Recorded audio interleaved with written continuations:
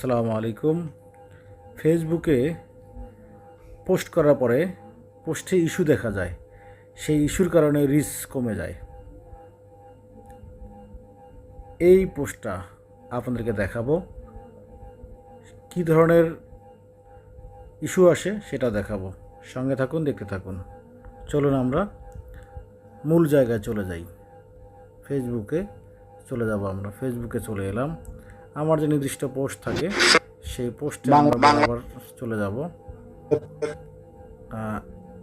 এই তো মাধ্যমে আপনাদেরকে এখানে স্পষ্ট দেখাচ্ছি যে ইনশটটা আমরা কিভাবে দূর করব। আমরা চলে আসলাম এখানে। দেখুন, আমাদের পোস্টের অবস্থাটা দেখার জন্য এখানে চলে এলাম। দেখতে পাচ্ছেন যে এখানে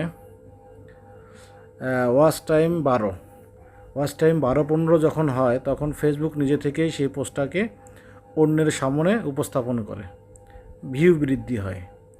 এখানে দেখুন এঙ্গেজমেন্ট 43, আর এখানে ভিউ দেখান মাত্র 19। মানে কি, এই রিচ কমানোর কারণে ভিউ কমে গেছে। কিভাবে রিচটা কমে গেল, কি সমস্যায়, একটু দেখে আসি চলুন। দেখুন এখানে ফেসবুকের যে নীতিমালা দেওয়া আছে সব কিছু গ্রিন হয়ে আছে, শুধু একটা জায়গায় ইস্যু খেয়ে বসে আছে।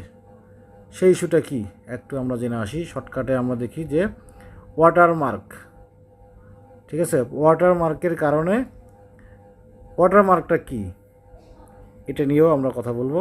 এই ওয়াটারমার্কের কারণে আমার রিচ কমে গেছে। তা আমরা ওয়াটারমার্কটা কি এটা নিয়ে একটু আমরা কথা বলি। দেখুন এই যে এটাই মূলত আমাদের মূল ফাংশন। এই যে ইনশট লেখাটি, এই তাহলে লেখাটি হলো চলুন আমরা এখানে সেই এডিটে ইনশটটা দূর করার জন্য এটি হলো এই দেখুন ইনশটের উপরে ছোট্ট একটি ক্রস চিহ্ন দেওয়া আছে, যা এটাকে আমরা রিমুভ করব। এডিটিং করি না কেন, এর আগে আরেকটি কথা বলে নেই, যদি নেট কানেক্ট থাকে নেট কানেক্টটা আমরা বিচ্ছিন্ন করে দেব। ওয়াটারমার্কটাকে উঠাই দেব। নেট কানেক্ট আমরা বিচ্ছিন্ন করে দিলাম। আমরা আমাদের এবার আমরা ফল পাবো না। ইনশট ক্রস চিহ্নতে যে ফ্রি এই বিষয় নিয়ে মূলত এই ভিডিওটা ছিল। অ্যাড ওয়াটারমার্কটাই যেমন ইনশট ছিল, ইনশট এই যে এডিটিংয়ের সময় যে লোগোটা থেকে যায় এটাই হলো মূলত ওয়াটারমার্ক। এটাকে আমরা কিভাবে রিমুভ করে দেবো সেই বিষয় নিয়ে ভিডিওটা করছিলাম, কিন্তু